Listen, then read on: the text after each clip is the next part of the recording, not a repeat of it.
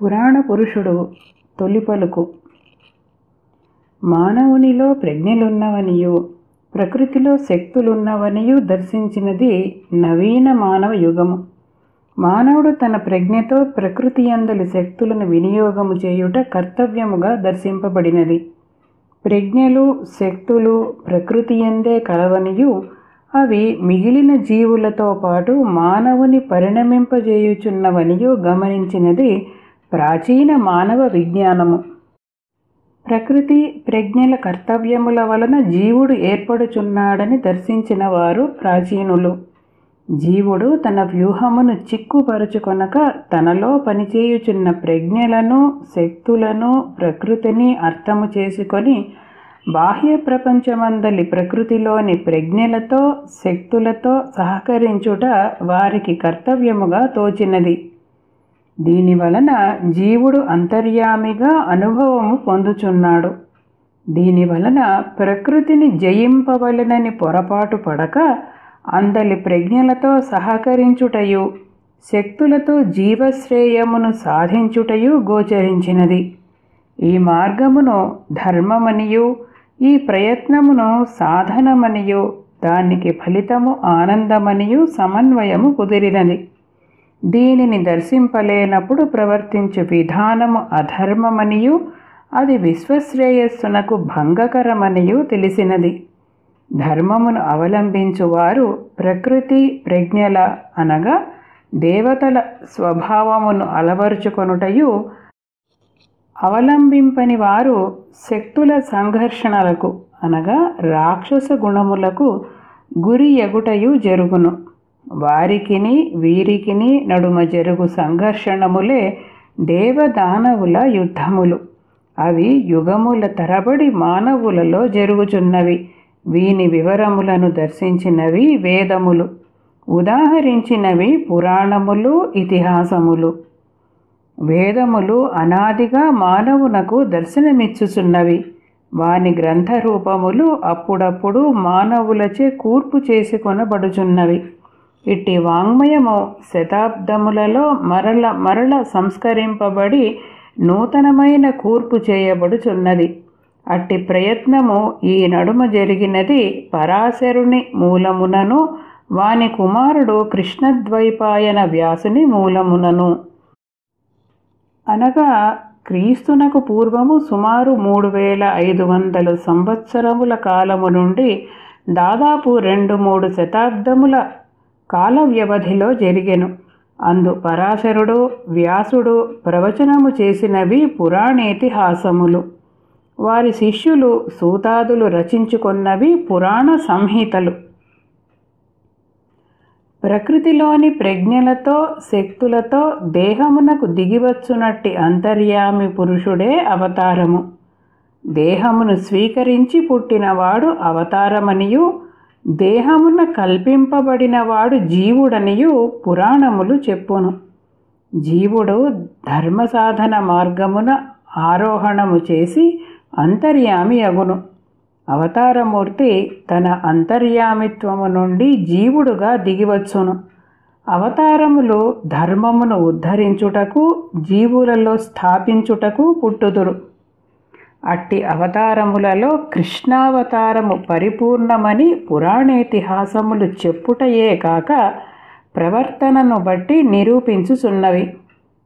కృష్ణ కథకు ఆధారములైన మూల గ్రంథములు విష్ణు పురాణము, భారతము, హరివంశము, బ్రహ్మాండ పురాణము, స్కంద పురాణము, దేవీ భాగవతము. మిగిలిన పురాణములలో కూడా కృష్ణ కథా ప్రసక్తియున్నది. భారత హరివంశములు విష్ణు పురాణము భాగవతము పరమ ప్రమాణములని చెప్పవచ్చును. వీనిని సమన్వయించుకొన్నచో కృష్ణ జననమునకు ముందు నుండి నిర్యాణము తరువాత వరకు గల జీవితాంశములు క్రమబద్ధముగా ఏర్పడును. దానిని ఉద్దేశించుట నా ఈ గ్రంథరచనకు ఒక ప్రయోజనము. అయస్కాంతమునకు పరిసరములపై ప్రభావముండును, దీపమునకు చీకటిపై ప్రభావముండును, జీవికి ఇతర జీవులపై ప్రభావముండును. మానవునకు మానవ సంఘముపై ప్రభావముండును. అట్లే అవతారమూర్తికి ఒక జాతి సంస్కారముపై ధర్మస్వరూపమైన ప్రభావముండును. అవతారము యొక్క జననమునకు ధర్మ సంస్థాపనము ప్రయోజనము. అంతేకాదు ధర్మము నుండి భ్రష్టమై బాధలు పడుచున్న ఒక జాతి అవతార జన్మమునకు దారితీయును. భారత భూమి యందు ఒకే జాతియున్నదని చాలామంది గ్రహింపలేదు. ఒక మర్రి చెట్టునకు అందలి మర్రి పండ్లపై అందలి గింజలపై ఎట్టి ప్రభావముండును, ఒక జాతికి అందలి వ్యక్తులపై అట్టి ప్రభావముండును. అట్టిదే భారత జాతి. ఇందలి జాతీయత రాజకీయపు సరిహద్దులకు సంబంధించినది కాక జాతి వాతావరణమునకు సంబంధించినది. ఒక జాతి వారు మరి ఒక జాతి వారి నడుమ స్థిరపడినచో వారి జాతి స్వభావము మారిపోవును. ఇదియే నిజమైన జాతీయతా స్వరూపము. అట్టి జాతీయత భారత జాతికి బలముగానున్నది. అది కొంతవరకు నైసర్గిక లక్షణముల వలన కలిగినది. హిమాలయములు సముద్రములు పుట్టించు వాతావరణమే దానికి కారణము కావచ్చును. భరతభూమి జాతీయత ప్రకృతి ధర్మములపై ఆధారపడి ఉన్నది కానీ మతములపై ఆధారపడినది కాదు. ఒక అవతారమో ప్రవక్తయో మలచిన మార్గమున నడుచుకొనుటకు చేసిన కట్టుదిట్టములే మతములు. అవతారములు దిగివచ్చినను వారు అవలంబించి పునరుద్ధరించినది ధర్మము. ధర్మము శాశ్వతము, అనగా ఎవరికైనా ఆచరణకు ఆదర్శము. మతములకు ఆచరించిన వారు ఆదర్శములు. ఈ దృష్టితో చూచినచో భరతభూమి యందు అంతర్వాహినిగా వర్తించుచున్నది ధర్మమే కాని మతము కాదని తెలియచున్నది. అందు అవతారమూర్తులు పుట్టి పెరుగుదురే కాని వానిని పుట్టింపరు. ఈ దృష్టితో పరిశీలించినచో భారత ధర్మము సనాతన ధర్మము. అది మొదట మనువుచే నిర్దేశింపబడినది కనుక మానవ ధర్మము. దానిని అనుసరించియే అవతారములు కూడా నడుచుకొనిరి.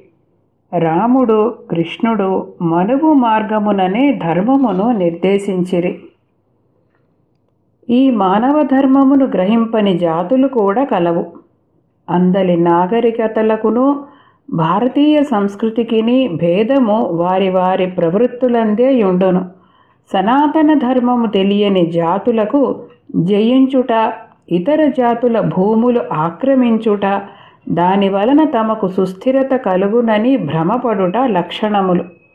తెల్లజాతి వారు ఆదిమ ఖండములను ఆక్రమించుట, అందలి ఆదిమ జాతులను నామరూపములు లేకుండా చేయుట దీనికి నిదర్శనములు. ఇట్టి ప్రయత్నములు యవన బర్బరాది జాతులచే భరతభూమిపై చిరకాలము నుండి చేయబడుచున్నవి. మనకు తెలిసినంత వరకు వేదములలోని దానవుల యుద్ధములు, రాముని కాలముల రాక్షసుల దుండగములు, కృష్ణుని కాలమున కాలయవనాదుల దండయాత్రలు, అర్వాచీన శతాబ్దములలో మంగోలుల మొఘలుల ఆక్రమణములను ఇట్టివే. శాతవాహనుల కాలమున శకజాతి వారి దురాక్రమణములను ఇట్టివే. ఇట్టి సందర్భములలో దురాక్రమణము చేయు జాతులకు ఒక చిత్రమైన ప్రవృత్తి ఉండును. అది భారత ధర్మమును భారత జాతి నుండి చెదరగొట్టునట్టి తీవ్ర సంకల్పము. అట్టి సంకల్పము పెచ్చు పెరిగినప్పుడెల్లా సనాతన ధర్మము నుండి భారత జాతి స్వభావము వేరై చెదరిపోవు అవకాశం ఉన్నది. అది చెదిరినచో జాతి లేదు. భారతీయులు మాత్రము రైలు పెట్టెలోని ప్రయాణీకుల వలె ఉందురు. అట్టి శతాబ్దములలో వారి జీవితము చుక్కాని లేని పడవ ప్రయాణము వలె ఉండును. వాతావరణమును అనుసరించి జీవిత ప్రయాణము సాగును కానీ ప్రయాణమును అనుసరించి వాతావరణమును నియమించుకొనుట ఉండదు. అట్టి మహావిపత్ సమయము కృష్ణావతారమునకు ముందు సంభవించినది. దాని వైఖరి ఎట్టిదో సప్రమాణముగా వివరించి చూపుట ఈ పురాణ పురుషుడు అను గ్రంథమున జరిగినది. ఇందలి కథాంశములు పురాణేతిహాసముల ఎందలి కథావ్యూహముతో అభిన్నములు.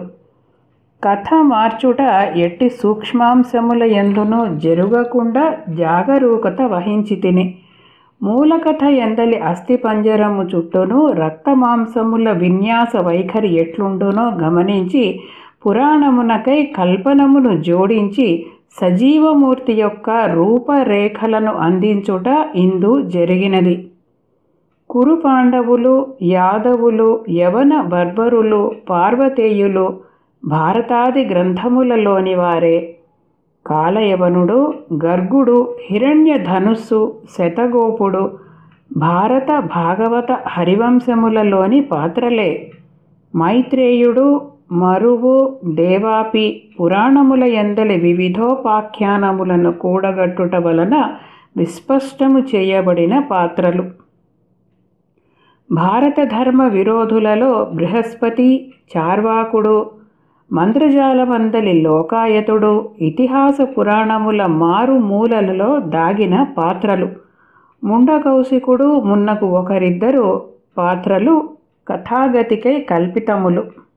అవియును సంభావ్యములుగా కల్పింపబడినవి. భారతాది గ్రంథములలో పాత్రల నడుమగల చుట్టరికములు, వారి వంశములు, కుటుంబములు సులభముగా బోధపడవు. కురువంశమునకు, జరాసంధునకు, మైత్రేయునకు, యాదవులకు గల చుట్టరికములు బోధపడుటకు భారతమును, పురాణమును పలుమారులు జాగరూకతతో పరిశీలింపవలెను. వానిని సప్రమాణముగా ఇందు నిరూపించి తిని. కంసుడు ఉగ్రసేనునకు పుట్టలేదను సత్యము భారత భాగవతాదులలో లేదు, దేవీ భాగవతమున ఉన్నది. అక్రూరుని పాత్ర స్వభావము ఉన్మీలనము కావలెనన్నచో భాగవతమును హరివంశమును కలిపి చదువుకొనవలెను. వానిని కూడా చక్కపరచి ఉన్మీలనము చేసి తిని. నా ఈ కృష్ణావతార తత్వ వివరణ గ్రంథ రచనము అప్రయత్నముగా మంద్రజాలము అను గ్రంథముతో ప్రారంభమై పురుషమేధమను గ్రంథములోనికి సాగినది. మరల సింహావలోకనమున కృష్ణ జననము వైపునకు విస్తరించి ఈ పురాణ పురుష గ్రంథ రచనగా సాగినది. క్రమమును పాటించి చూచినచో పురాణ పురుషుడు మొదటి గ్రంథమై, మంద్రజాలము 6వ గ్రంథమై, పురుషమేధము 7వ గ్రంథమగుచున్నది. మిగిలిన 4 సంపుటముల రచనయు పూర్తి చేయవలసి ఉన్నది. పరాశర మహర్షి చెప్పిన విష్ణు పురాణము చిన్న గ్రంథమై ఉండవచ్చును. దానికి సూతుడు చేసిన వివరణమే ఇప్పుడు మనము చూచుచున్న విష్ణు పురాణ గ్రంథమై ఉండును. ఇందును మిగిలిన పురాణ కథలయందునో గల కృష్ణ కథలో ఒక విశేషమున్నది. వేద సంహితల యందలి వేద పురుషుని తత్వముతో కృష్ణావతారమును సమన్వయించునట్టి ప్రయత్నము ఇందు కనిపించును. అప్పటి జాతి విపత్కర పరిస్థితుల నుండి జాతిని రక్షించు ధర్మమూర్తి దిగివచ్చుటను దర్శింపగల శక్తియే దీనికి కారణము కావచ్చును. యుగాంతర ద్రష్టయగు పరాశరుడు దీనిని ముందుగా దర్శింపగలుగుట ఒక వింత కాదు. అనేక కాలములలో మన జాతి పరిణామముల వైఖరులు ఎట్లున్నవో తెలిసిన వానికి ధర్మరక్షకుని రాకను ఊహించుట దుష్కరము కాదు. వేదమందు ప్రతిపాదింపబడిన ధర్మమునకును ధర్మ సంస్థాపనమునకును అభేదము సహజముగా సిద్ధించును. దానిని పట్టి చూపుటయే పరాశరుడు చేసినట్లు మనము గమనింపవచ్చును. సర్వధర్మ సమన్వయము సిద్ధించిన పరాశరుడు అప్రయత్నముగా ఉచ్చరించిన కొన్ని వాక్కులు వేద మంత్రములుగా కూడా అంగీకరింపబడిన మాట నిజము. దానికి నిదర్శనమే ఋగ్వేద సంహిత యందలి పరాశర మహర్షి కృతములైన మంత్రసూక్తములు. అందలి వైఖరి వాక్కుల తాత్పర్యార్థము కూడా ఒక మహాపురుషుడు దిగివచ్చుటనే సూచించుచున్నది. దానిని అనుసరించి నా ఈ గ్రంథమున పరాశరుని రుక్కులతో కృష్ణ కథకు అభేదము సిద్ధించినట్లు వివరించి తిని. ఈ గ్రంథమున శైలపుత్రి పాత్ర కల్పనము నూతనమని కొందరు భావింపవచ్చును. ఇందలి సంధానము నూతనమే కాని శైలపుత్రి పాత్ర నూతనము కాదు. వేదములలో దేవి, అదితి, గుహమాత మొదలగు నామములతో సృష్టియందలి శక్తి కీర్తింపబడినది. ఆమెను భారతీయ జాతి చైతన్యముగా పురాణములు దర్శించుట గమనింపదగును. భారతదేశ చైతన్యమంతటిని హిమాలయములను ఆశ్రయించుకొనియున్న శక్తిగా పరిగణించుట మిక్కిలి సమంజసము. ఈ కారణముననే ఆమె హిమవత్ పర్వత పుత్రికగా పురాణములలో స్థాపింపబడినది. కాళిదాస కవి రచనలలో హిమాలయముల నుండి దిగివచ్చిన నరజాతి చైతన్యము పర్వతరాజపుత్రిగా రూపింపబడినది. ఈ చైతన్యమై దైవత్వమును ఆర్జించుకొనుటకు యుగముల తరబడి చేసిన సాధన పార్వతీదేవి తపస్సుగా కుమార సంభవమున వర్ణింపబడినది. నరజాతి చైతన్యము సృష్టి కొరకై కామముతో సంగమించుట, ఆ సృష్టి చైతన్యము దైవత్వమును ఆర్జించుకొనుటలో కామమునకు అతీతమగుట అను అంశములు పార్వతి తపస్సునకు ముందు జరిగిన కామదహన కథలో మలచబడినవి. ఇట్టి జాతి చైతన్య స్వరూపిణియగు జగన్మాత వ్రజగోకులము వారి ఇలవేల్పుగా కాత్యాయని అను పేరుతో భాగవతమున వ్యాసునిచే స్థాపింపబడినది. గోపకన్యలు కాత్యాయని వ్రతము చేసిరని దశమ స్కంధమున చెప్పబడినది.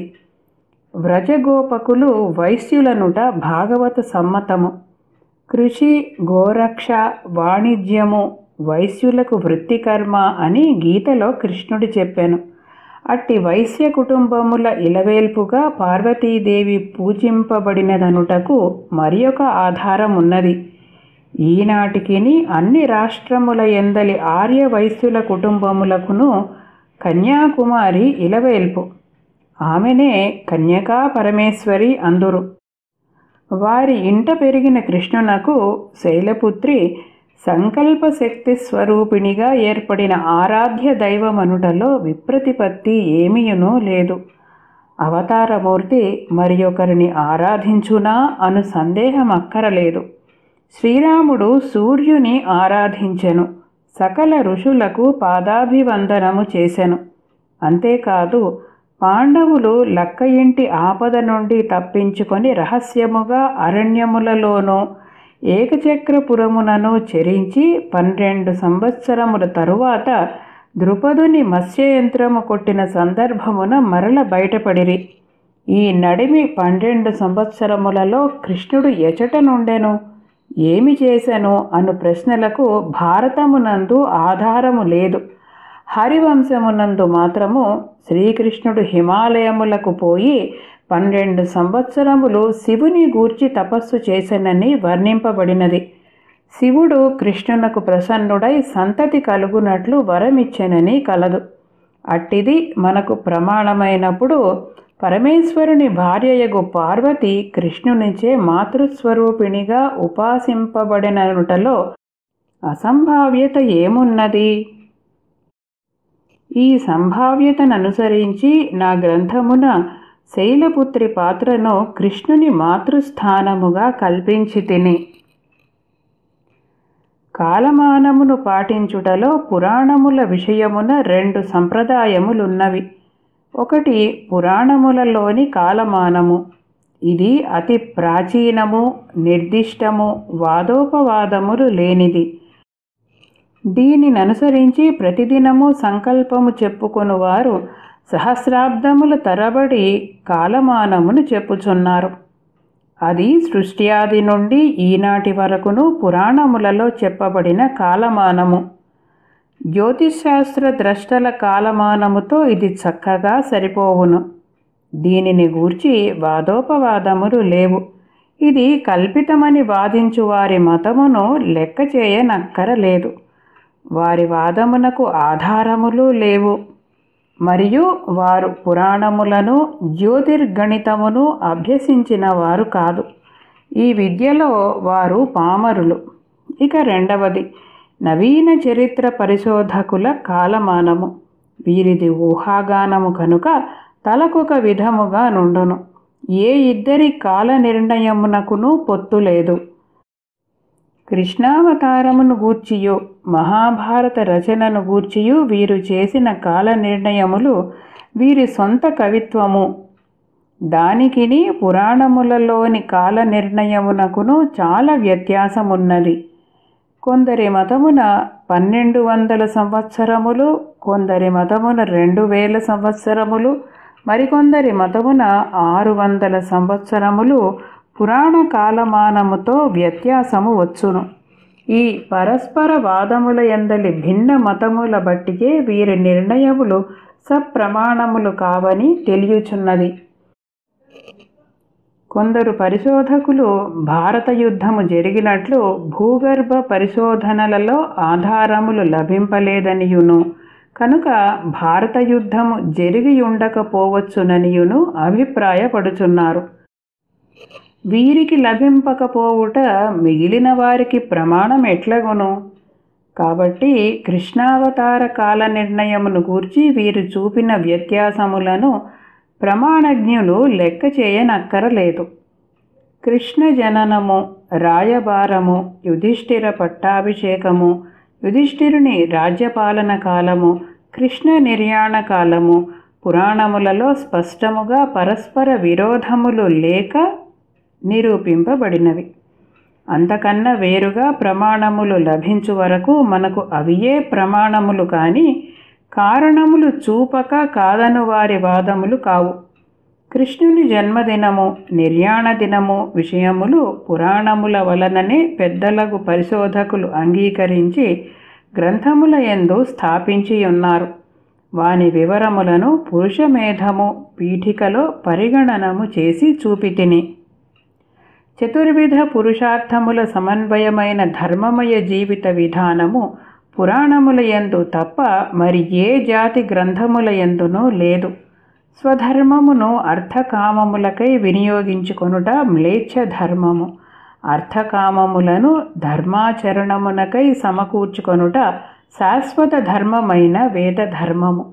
అది శ్రీకృష్ణుని జీవితమునందు పరిపూర్ణత చెంది కనిపించును. దానిని వైభవోపేతముగా సంకీర్తనము చేసిన ఈ నా గ్రంథములను సహృదయులకు అంకితము చేయుచున్నాను. శుభం భూయాత్. ఎక్కిరాల కృష్ణమాచార్య. ఓ